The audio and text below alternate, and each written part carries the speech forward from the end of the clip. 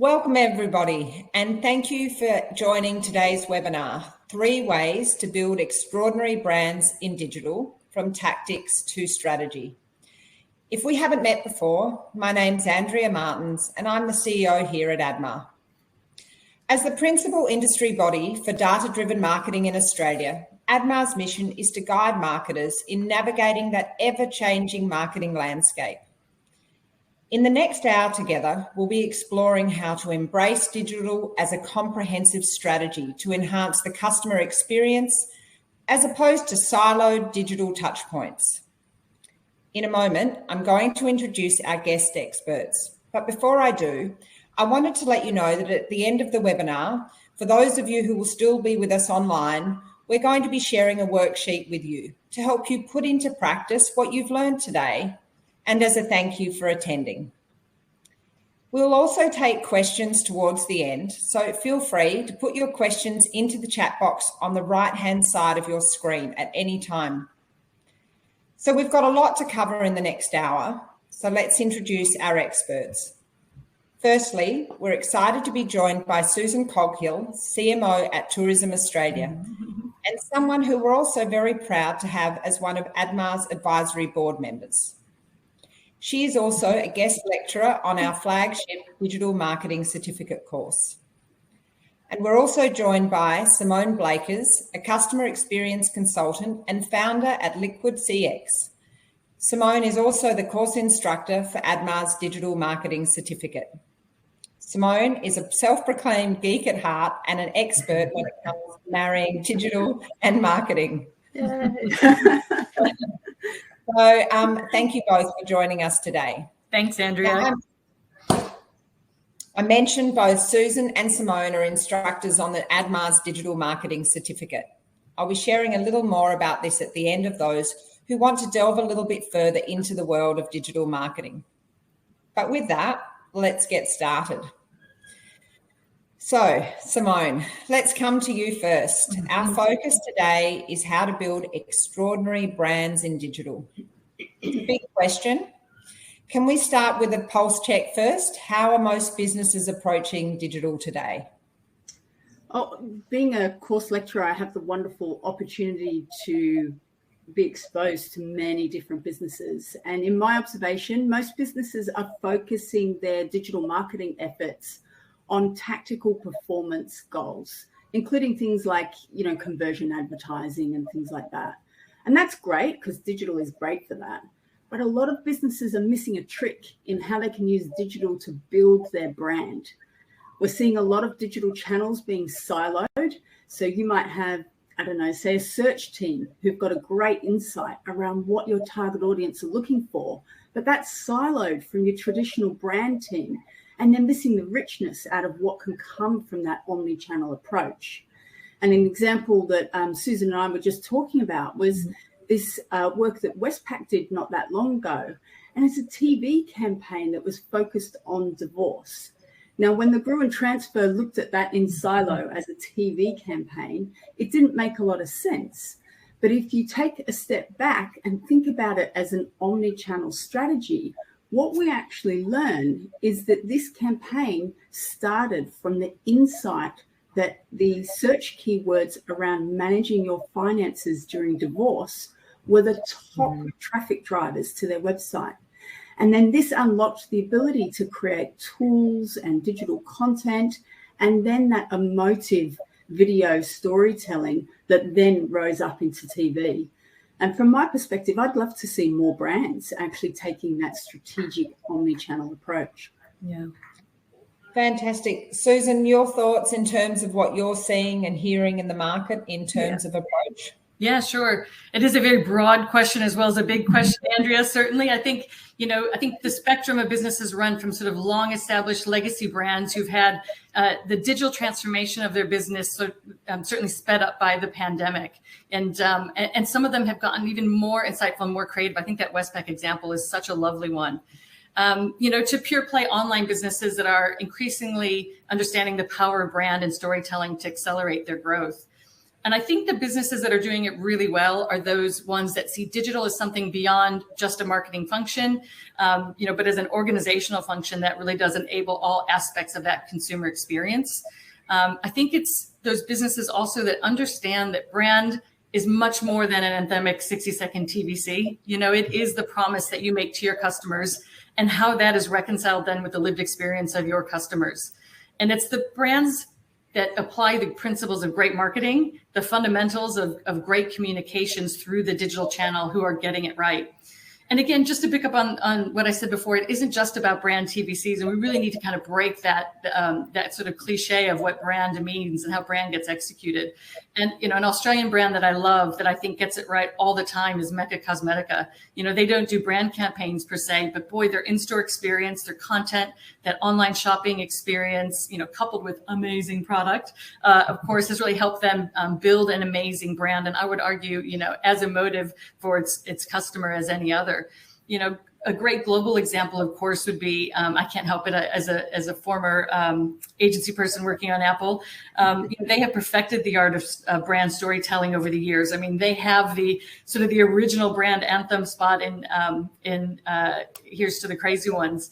But they have taken that skill set of storytelling, and it spans their product range. It spans their markets, and they use the digital channels to great effect, I think, and to continue to build their brand and be literally, one of the most valuable brands in the world. No, really, really great examples. So we have seen over the past couple of years the need to pivot and strategy needing to change almost overnight. And when we think about it, COVID has certainly accelerated that. So how do you balance responding to the market at speed whilst maintaining that strategic approach?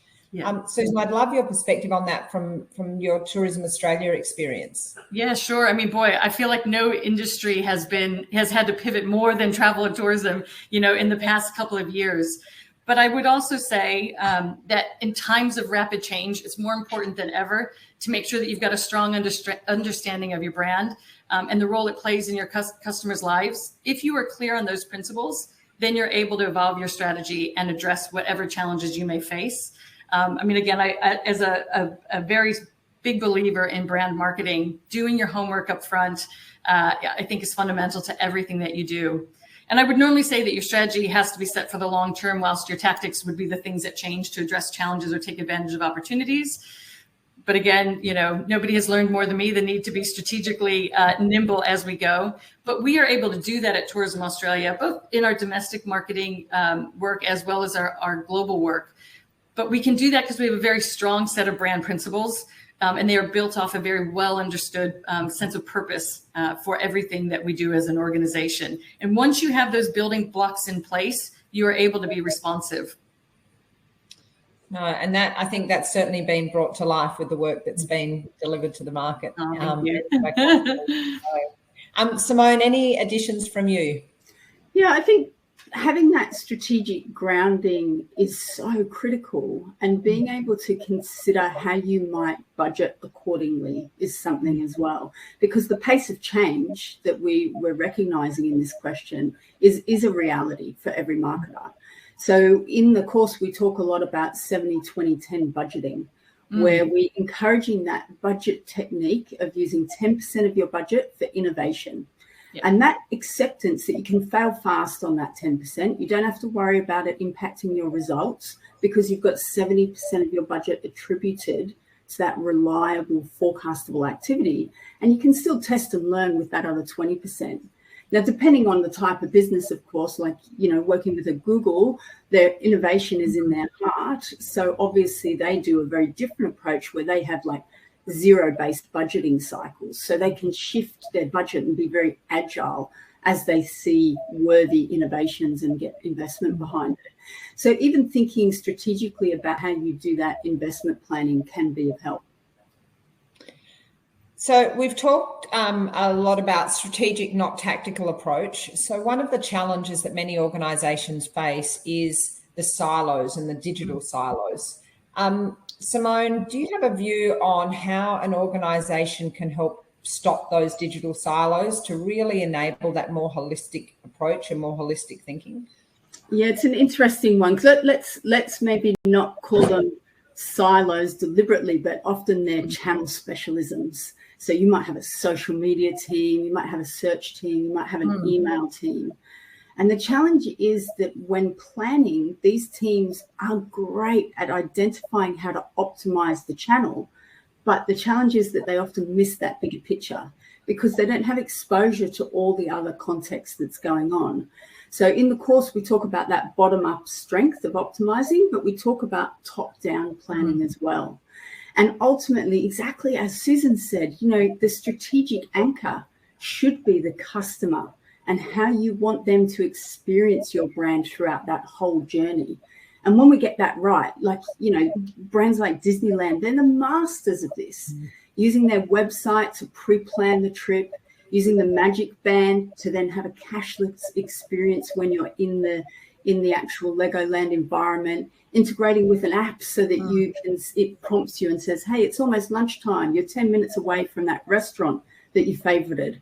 Why don't you go? And you know what? We know you've got kids because we know who you are, and we'll get some pizza ready to go. So you walk in and it's ready. And then that follow-up, after when you get home, celebrating the memories. I'm sure that pre, during, and post is very, very close to Susan's heart from a Tourism Australia perspective as well. Yeah, that's such a wonderful example. I think just to my point earlier about understanding that brand is so much more than just your anthemic brand TV spot. And that Disneyland, Disney World example really shows you how they bring it to life through every single touch point. Can you imagine the teams and partner agencies that work with them to make that whole experience come together? That would be fascinating to see that in work at work. Even just describing the journey again makes you want to head back there, because it brings up that emotion of every touch point of having been there, planned, and then experienced. It really is. It's something that also sits with you for some time. Yeah. In terms of how Tourism Australia, how you navigate this in your team? Yeah, I'll be honest, it's the pace that we've been working at every single day. It's not always easy. I'd love to say it was and that we were perfect at it. We do try very hard. I think teams can get kind of caught up in their areas of specialty. As you say, Simone, I think helping them partner and collaborate across teams is so important. We create cross-functional project teams, ensuring then that the work that we're doing with those teams and with our agency village really does cross-pollinate in the way that we need it to. One briefing, one review, one working group. And we try and make sure also that, to your point about the sort of bottom-up expertise, but sort of the top-down strategy, then, we need to make sure that cross-team collaboration does happen upstream, and that the marketing leadership team then is tasked with reviewing and optimizing how we work and how we plan together to ensure that we have that cohesion. We've even created in the past year a role of global manager for marketing planning and operations. And Mel helps us look across our teams here in Sydney, but across our marketing teams, our broad marketing team, but across other business units. And then also how we work and plan with our teams in market as well. It's a bit of a behemoth as a job, as you can imagine. But it's really interesting. And we're starting to see the benefits of that come to life now. We also want to make sure that we are approaching our strategic reviews jointly across teams, because we understand that what one team does will have a knock-on effect to other teams across the business. So doing that transparently, collaboratively is so important. No team is an island, so to speak. And the success, I guess, of our annual planning process really does depend on how we share and develop the plans together. And I guess really also just culturally is, kind of the glue that kind of holds everything together, and making sure that we're building a culture where consultation, collaboration, and sharing is the expectation is so incredibly important. Absolutely. It's interesting how throughout COVID that actually has been maintained. The importance of that collaboration across teams and between team members is just critically important, and arguably more important, though, because we're no longer having all of the hallway conversations or the collaborative moments that kind of just happen spontaneously. I mean, we are also even looking at how do we use technology to help facilitate some of that. So what are the workflow tools that we need that makes the process go a little more smoothly? Yeah, absolutely. we've talked a lot about the pace of change and how it really is quite phenomenal. And we can see marketers who feel they're under pressure to test the latest in digital trends. So innovation obviously plays a really important part in business, but what's your perspective in the role of innovation in building a brand? And Susan, I might hand over to you first, if that's okay. I would just, again, go back to one of my first points. It is just so important to have an understanding of your brand and your customer, to know what's right, what's relevant, when and where to experiment. It's always a question, I suppose, of opportunity cost. So if you chase after the latest trend or the latest fad, what are you having to give up in order to be able to execute that? For instance, not every brand needs to leverage, NFTs. At this point in time, we'll see where things go. But for the ones that it is a good fit for their customers, more power to them, play with that, find the right investment, test and learn with it. But with any marketing choice, you have to be authentic to your brand. In my opinion, it is not about innovation for the sake of innovation or just for the sake of being first in something. It has to have purpose and meaning. And as we are all in business, what are the commercial outcomes that you are ultimately after? And Simone, you spoke earlier about the 70-20-10 rule, which I absolutely love. I think that's something more businesses should be looking at, going, how do we invest in what we know works really well, and where we will drive the outcomes that we need? How do we play with those emerging areas that we think would move into that 70% of activity at some point? And then what are the fringes that you kind of push and dabble and try new things in? But ultimately, again, I feel strongly that the rules of good brand management, good marketing strategy apply equally when it comes to innovation as it does in any other marketing activity. So true. I mean, the other tool that we often look at is Gartner's hype cycle. And it's a great tool because it allows you to see whether something that's the buzzword of the day, and you're seeing it everywhere as a marketer, but it's actually only in those early stages of hype. And if it's a good strategic fit, as you're saying, Susan, you might still jump in and have some fun with it. But for most businesses, you want to see it go through that trough of disillusionment and then come back out the other side before it's actually going to have an impact on your business and on your activity. But we see, so another example during COVID from the UK was Cadbury, and they recognised from the point you're saying, Susan, like that strategic intent at that moment around Easter is so important around bringing families together and the Easter egg hunt. It's a moment that really matters for them. And they couldn't do it during COVID. So they actually used an innovative way of having people pick a certain spot on Google Maps, have a Easter egg that they bury there and hide, and then send it to someone they love. And once somebody that they love has found it, it actually gets sent as a physical egg in. Yeah, isn't that lovely? What a great manifestation, though, of their brand promise around joy, right? Absolutely. Exactly. Yeah.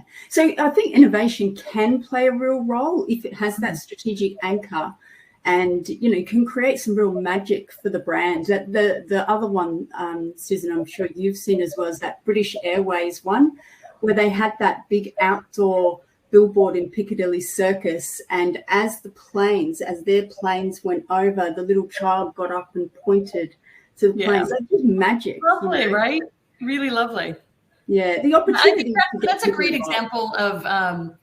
It's the creativity coming through. You're using technology to be more creative, but, more emotive, a child pointing at a plane going, my grandparents are coming, or, like what that implies, what a consumer's takeout is on the street, watching that billboard, is so wonderful and so amazing. But ultimately, that comes down to great emotive storytelling, even in just that little moment on a billboard.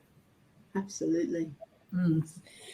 So to the next question, which is a common myth we hear, is that you can't create emotional connections in digital. And we've just heard two examples which actually really bring that to life. But Simone, any other thoughts in terms of how else, or other brands which have brought those emotional connections to life in an amazing way? Look, I think this. In fact, I would just so strongly disagree with this, because In fact, in digital, when you get it right, you could argue that you can unlock greater participation. So let's look at like Dove. They are beautiful long-form storytellers. But what they also do is that they enable conversation. They enable participation in a conversation that they're actually trying to own as a brand. What better way to have an emotional connection with a brand than being able to participate in it? And I think the problem is that many marketers are using social, particularly like a TV or press channel, you know, where they're just pushing something out and it's very passive. They're not considering the interactive nature of it. Remember who remembers here when we used to call it interactive marketing? You know, where did the interactivity go? It's so powerful in creating emotional connections. So, you know, I actually think that it's a real fallacy that you can't. Yeah. Great. Absolutely. Look, Susan, are you able to share an example of how Tourism Australia has created emotion with customers in digital? Yes, absolutely. But before I do, I might also just say anybody who speaks in absolutes is absolutely wrong. I think when people say, you know, nothing can be done in digital, it's, you know, or whatever, TV's dead or this, that, they're wrong. You know, it's a very rich world out there in terms of opportunities to connect with your consumers. And digital is an amazing, amazing environment that just has so much opportunity and potential to be creative and be emotive in your storytelling and to build brands. It's always down to how you use it, how you tell a story. I think you can be you can be emotive using emery board advertising if you know how to get the message right in it, And I think back, God, it was probably 10 or 15 years ago. There were a couple of young creatives. Any advertising nerds out there might remember this. They bought a crap old BMX bike and they polished it up and wrote some amazing copy. They sexed up the copy about this and put it on eBay, using language like the Max Wicked Sick BMX. That does not sound authentic coming from me at all because I don't use that language. But the way they wrote it was amazing. Yeah. And it's so worth Googling and watching the video because they turned around and sold it for, whatever it was, 10x times whatever they bought it for, as an old crap BMX. But it was such a great example, of creatives finding a way to create a connection with, the end customer in a way that you would never expect in bloody eBay advertising, right? Wonderful example. So totally go out there and Google it. I'm sorry, I can't remember who the agency was or who the young. They're from New Zealand, from memory. Yeah. Okay. It's fantastic though. I'd say at TA, whilst we are known for our large high impact brand advertising, the truth is so much of it we do deliver through digital channels though.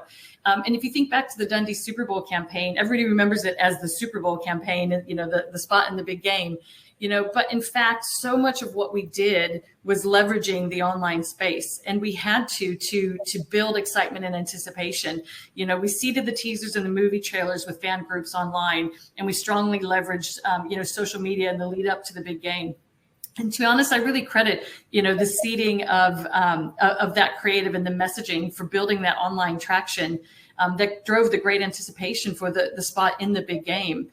And we really did go deep online to kind of build out the story. We created a website using Paul Hogan's production company's name, the company that actually did the original film, Rimfire. We went and created a page on IMDb, behind the movie, for example. These are all things that you couldn't do out sort of in the physical world necessarily, but it led authenticity and believability to a degree, I guess, behind this initiative.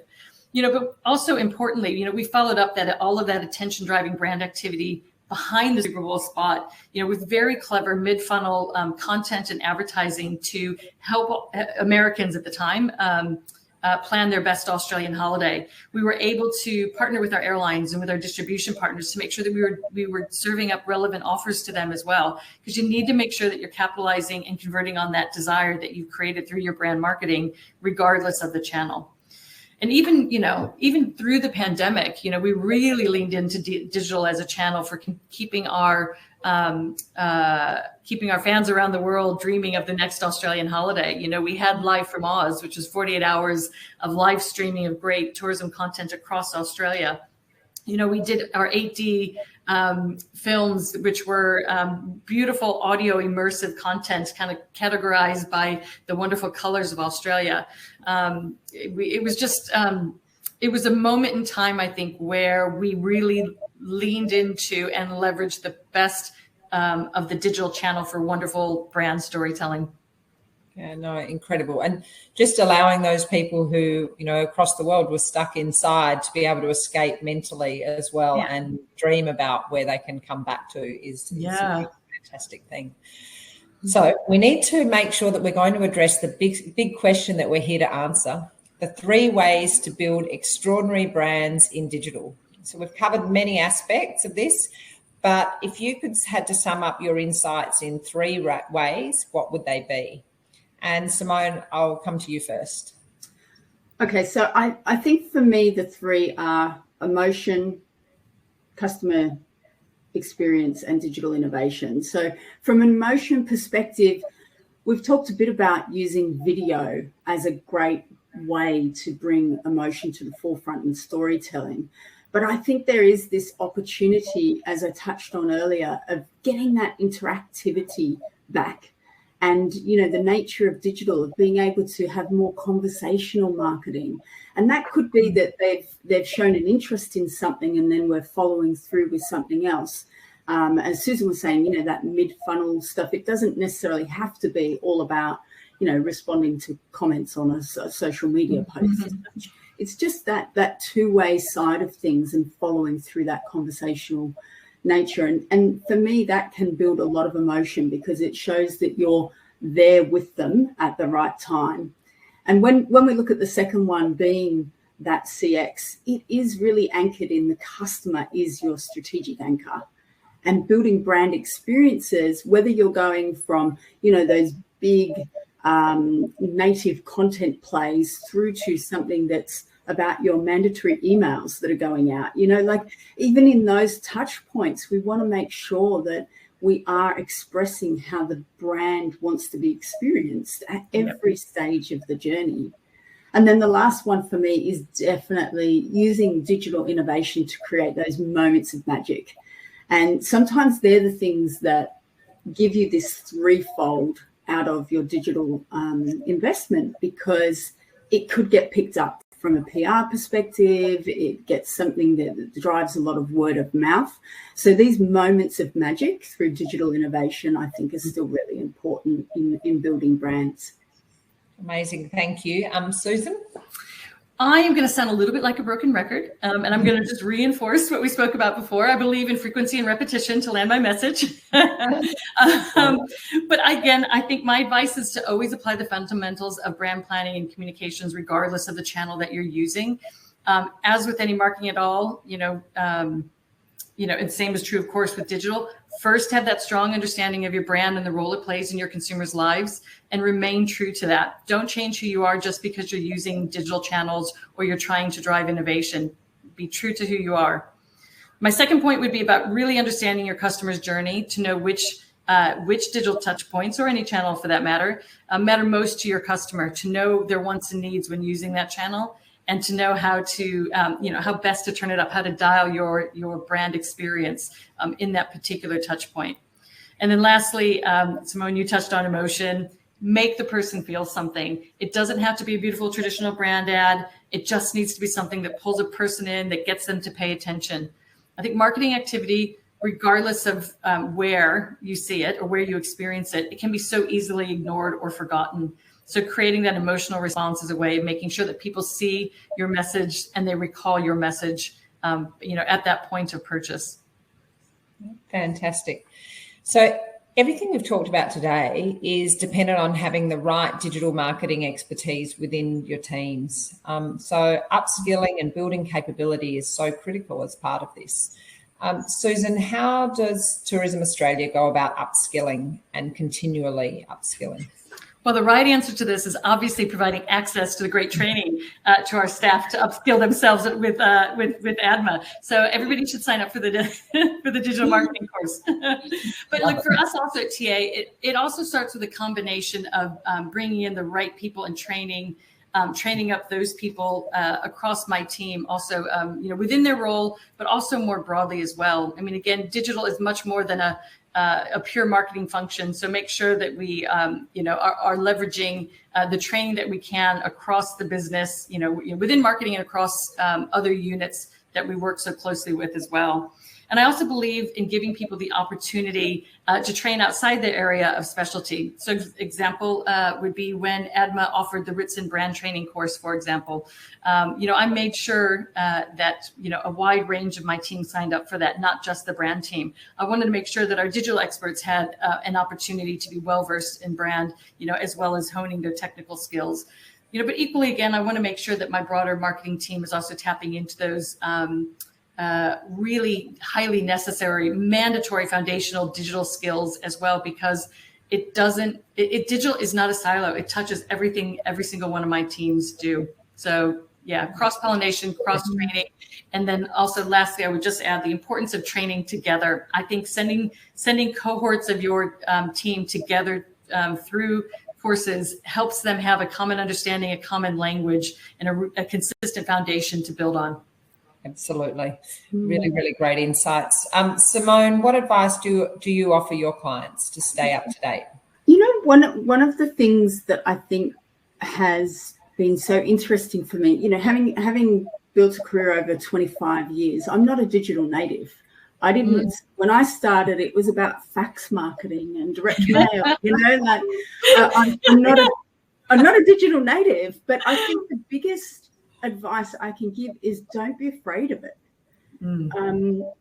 Being able to be in an environment where you're managing a team of 25-year-olds who know so much more about channels because they're native to it, that's okay. You can still teach them a lot of things, but you know what? I learn something every day about things from all sorts of different people, from my teenagers through to the young people that I work with. And I would just encourage everybody to be really open to that reverse mentoring and to be open to staying up to date in whatever way, shape or form they come across these different digital techniques. That's such a good point, by the way, Simone. So if you don't mind me jumping in, Andrea, I think it's almost like an imposter syndrome in some ways. People can be afraid that they're going to be found out, that they don't know everything there is to know, about digital marketing or about a particular segment of it. I think people need to understand that there isn't any one person who knows absolutely everything anyway. Again, it's so broad and so pervasive. Being willing to put your hand up and say, I don't know, or I want to learn more, I think is really important. How you take ownership of your own training and your own development, and build your confidence to put yourself out there to learn more is really key. I think that's where the cross-pollination is also really important, to give people the opportunity to actually go and experience roles where it is a stretch, and because that then gives them an amazing learning curve and builds broader skills for the business as a whole. So really great insights. Thank you, Susan and Simone. So we are about to jump into our Q&A, and there have been a lot of questions coming through, which is fantastic. But before we do, I just wanted to briefly share details about the upcoming Digital Marketing Certificate for those of you who want to double down on your digital marketing skills. This is ADMA's flagship course. It's designed by subject matter experts and endorsed by the industry's top CMOs. Simone is the instructor for the 10-week course and will be joined by guest CMOs such as Susan. So Simone, as the course instructor, did you want to give us a quick snapshot of the course while we wait for a few more questions to come in? Yeah, sure. I think the great thing about this course is it gives you a real overview of all aspects of digital. It's a unique format because we use blended learning. So you can watch the videos when it's convenient to you in your own time, and then you come together with the other students for a 1-hour live tutorial. And during that time, once a week, we answer questions, we do hands-on workshops, and we explore things that, might be relevant for individual businesses and categories. And then we also have great guest CMOs like Susan. Last week we had Steve Brennan from Zip there talking about their latest campaign. And I have to say, it got stuck in my head, and this sound mnemonic that they've got of can you zip it? And really smart marketing techniques, but I noticed one of the questions coming through about TikTok. Very clever. And he talked about how they used influencers and then built specifically for TikTok with quick cuts and vertical views and things like that. So it's a really practical course, and even the great insights that the CMOs bring are really practical. And during the course, you get to build your own digital marketing plan each week. And if you choose to submit it, you can submit it as an assessment at the end. But it's a great way to learn from each other and from diverse business categories as well. Fantastic. So thank you so much. Now, we've got attendees from all over the country, most states, regional as well as capital cities, which is fantastic. We've had some really good questions come in. So firstly, how long do you give a digital strategy to know if it is right? And what are the red flags to look for? So who would like... Simone, I can give some thoughts on this. I mean, I think when we're in that performance mindset with digital, we're expecting to see these immediate results because digital can be measured in so many ways. But ultimately, we know that you need to give things time. You need to give, as Susan quite rightly said, the frequency of your message to come through. You need to give people a chance in their busy lives to actually take on board what the message is and act on it. So I think as marketers, we get very bored way too quickly. And there is an opportunity for things to be in market for a lot longer, to reach a broader audience and to have that frequency and message. So, I mean, it's different for every business, but I would say probably a lot longer than you're expecting right now. So if I might build on that, I agree. I think it's different for every business. It's different for every category. It's different for every campaign, and depending on what your objectives are. The important thing is making sure that you have done your diligence to understand, what are your success metrics? What are the things that you look at mid-campaign to understand, to give you an indication that you think it's working, or how you can optimize. What are the measures at the end of something that tells you, yes, it worked, or it didn't work, and here's what we'll do differently next time. But you have to be careful, I think, not to over measure. As you said, Simone, digital gives you an opportunity to measure so many things. You've got to focus on, you got to separate the wheat from the chaff. I think I said that right. I'm never sure what that word is, but something like that. You got to separate what matters from what really doesn't matter. I mean, that old phrase of not everything that can be measured matters, and not everything that matters can be measured, So particularly in digital, make sure you're focusing on the right metrics. Do your due diligence up front to get that right. Yeah, no, really, really good advice. So question from Brooke, what kind of awareness strategies do you find the strongest? I might hand this one over to you, Susan. Yeah, sure. I will again sort of say it depends. Everything is specific and relevant to your brief, to your business, to what you're trying to accomplish. There are so many different ways to build awareness nowadays. And again, I'll reference early on the direct to consumer, Instagram brands, for example. You would never have taken the approach to driving brand awareness to a Unilever many years ago. Lo and behold, Unilever turned around and bought a lot of those direct to consumer brands, Dollar Shave Club. Yep. Yeah, you're at Unilever, aren't you, Andrea? Yeah, absolutely. Yeah. So, I think you're seeing the big brands certainly learning from the smaller brands, but, lo and behold, we're seeing a lot of these smaller direct-to-consumer brands now turning to traditional advertising as well, So there are no absolutes. You're going to need to develop and customize a strategy for your own business based on your objectives. Yeah, nice one. Any builds on that, Simone?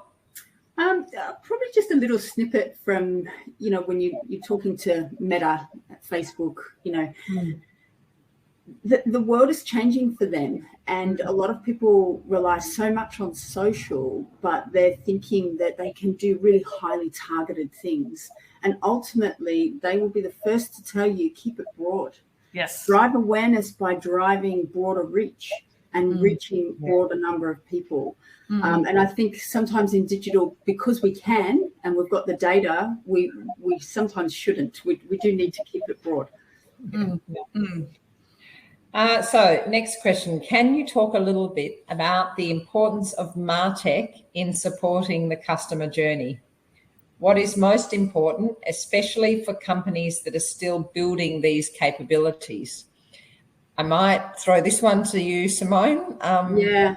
Out of 10. I mean, MarTech is a very broad and diverse topic and subject. So depending on the type of business and category, if you're in a B2B environment, it might be more about the lead management and nurture process, and therefore you need strong CRM. If you're in an e-commerce environment, it might be quite different because it could be about the whole experience of fulfilling the product. It really depends on the environment you're in as to the role that you want the MarTech to play. But I guess probably the most common is automation and being able to automate communications in a way that your team don't have to manually build things, and it can be dynamic and automated. That's probably the big thing that most businesses would find is on their hit list if they haven't already got it. Susan, any builds? Yeah, look, I think for us, it's, we really lean into our MarTech stack to help us understand our customer and what they need from us and where they are in their planning journey as well. We are unique in terms of where we sit in the customer journey. We are strongest at that consideration phase. What role does a national tourism website play in helping people plan their best holiday as well? And how do we plug in then as well to our to our partners on the other end, so our distribution partners, our airlines, etc. So making sure that we've got the pipes and plumbings that help us do that neatly and efficiently is really important from our perspective, from our business. Fantastic. So we have a question from John on TikTok. So expanding on the recent trends conversation we were having, would you say TikTok is here to stay for tourism, or is it a fad? Look, I think the size and scale of TikTok, whether it's the original brand in China, which I can never pronounce, Douyin, I think, or seeing the rapid uptake in other markets, or seeing how TikTok has influenced the type of content that we're seeing on other social platforms, I think is really super interesting. Look, I think it is certainly here for the foreseeable future. I don't think it is just a trend. It has entered the pantheon of social media platforms out there that consumers really enjoy interacting with. Simone, any builds? Oh, look, I think you can still do some really interesting organic things at the moment on TikTok. So some brands like Duolingo, if you haven't seen them on there, they're doing some really interesting things of just behind the scenes and being silly and, bringing a brand to the forefront in a very transparent way, an accessible way. And I think that's what's expected on TikTok if you're going to be on there. So splitting budgets and resourcing to balance those short and long-term priorities. A perspective on how to do that, an approach. And so the question is relating specifically to Tourism Australia, but I'm sure this is something I think every marketer struggles with. So I might start with you, Susan, and then... Yes, and look, we have spent an awful lot of time and energy on it this year. If you were to ask Rob Dugan and my strategy team here, the amount of hours that we have put into pulling apart our planning process, our budgeting process, by market, by geography, by type of activity, and he's also really dug into the back end of our finance system as well, to really understand, how we've allocated budgets in the past, the results that we have seen from that. But again, I guess for us, we are going to be very much in a reestablishing awareness, rebuilding consideration after having been closed for 2 years. So our situational need, because everything is situational, is to go out there and really drive brand messaging and drive consideration. One of our key metrics for our largest scale activity in the year to come is going to be about driving consideration. And then we also are looking at our budgets in context of how much are we spending in partners, how much our partners are bringing. So when you think about that sort of 60-40 number that is bandied about as a good rule of thumb, and it's not perfect, you know, and if you go in and read a bit of the work from Benet and Fields, they will tell you, they'll give you examples of, you know, the finance category, for example, versus automotive or whatever. You know, but 60-40 is sort of a general rule of thumb. We do take into consideration our partnership spend as well. So, you know, how much are they adding to it so that we're not overweighting in partnerships?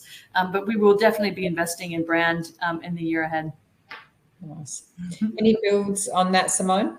Only that I think life stage of a business plays a role as well. And, you know, understanding the competitive environment you're in, where you've got to win, all of those sorts of things. So as Susan said, there's no golden rule. Like that 60-40 in some businesses I work with would be completely wrong, but in other businesses it would be under. You know, so it is a hard one, but I think it's a good consideration to just note that you do need that brand budget, and particularly in digital, you can't put all your eggs in one basket. Yeah, I think that's the powerful thing out of that work, isn't it? It isn't the 60-40 number, but it forces you to think about what each of those buckets of activity provide, you know, and how they build and complement each other and make sure that you're getting the balance right for your business, for your category at this point in time. Yeah, and what you expect from it, the measurement piece you mentioned is sometimes people just can't allocate budget that they don't want to see that tangible metric come out of, and that's a cultural shift for many businesses. Yeah. So we talked a lot earlier about the role that digital can play in brand building. So what do you think, why do you think that the assumption that brand building on digital doesn't work persists? Why is that something that, you know, is a constant conversation? Is it executionally more difficult to do well than on traditional media? What are some of the challenges? Yeah, if you don't mind, I might jump in on that one. I do have a strong point of view on that, because I think the rise of the digital era, the rise of the performance era, and the race towards measuring everything, I think has taken us to a point where a point of diminishing returns. You know, I think that we are now understanding, businesses are understanding the need to be more balanced in your approach between your brand building activity and your conversion activity. But I think because of the rise of that performance era, there's an assumption that that is what digital is good at, and that is what digital drives.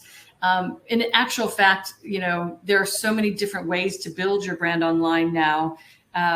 It will just take time, I think, for businesses and broader marketing to understand how you can do that.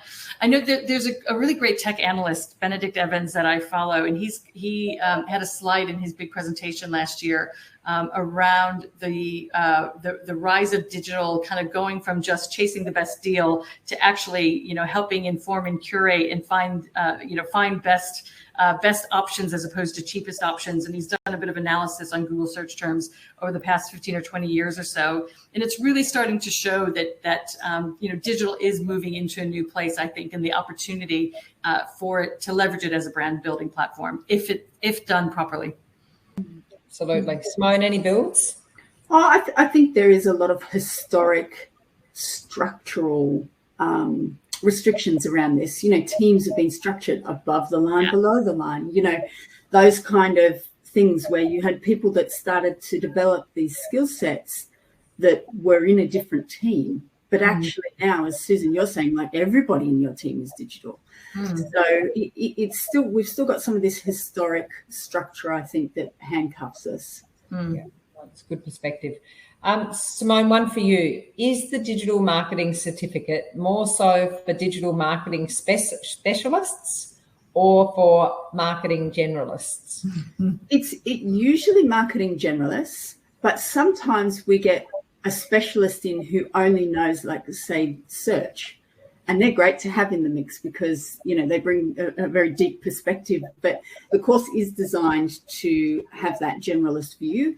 And it's not designed for people that don't understand marketing. There is an assumption that you've got some marketing grounding, but sometimes we have salespeople come in really just wanting to understand how it can play a role. So, yeah, more so for the generalist, I would say.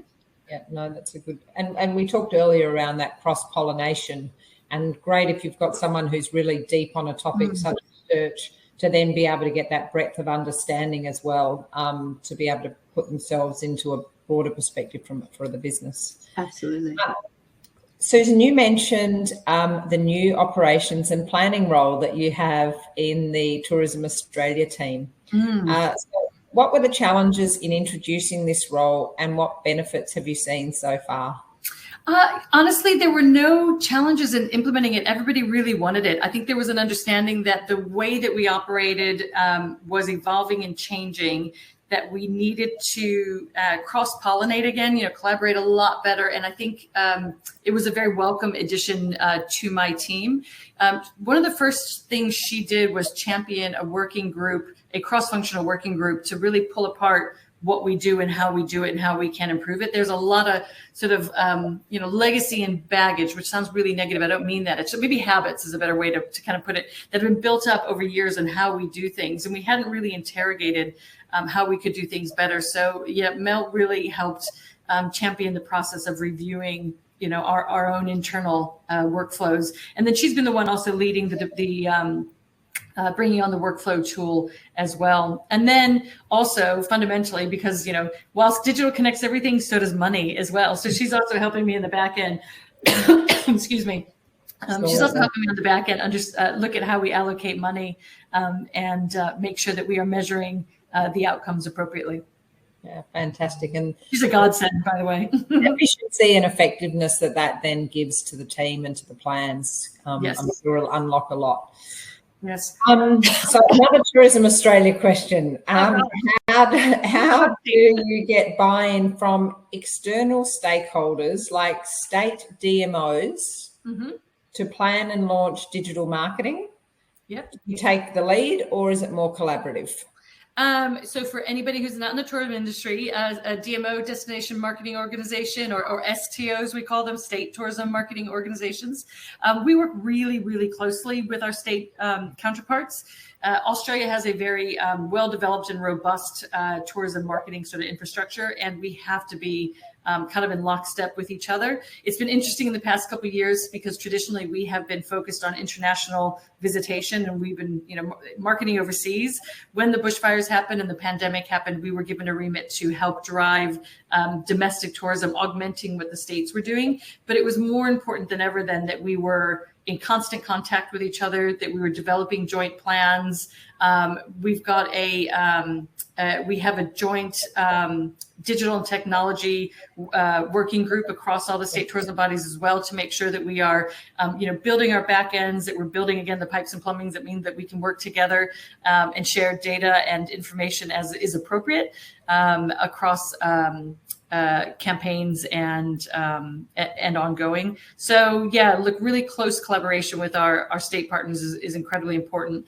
In terms of whether do we lead or they lead, it depends on the initiative, to be honest. And it depends, again, if it's international or domestic. We just work through those briefs and those opportunities as they come. Yeah, no, thank you. We talked earlier about brand storytelling and emotional connection.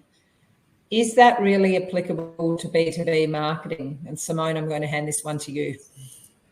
Yeah, so a great question. I think Annette asked that there.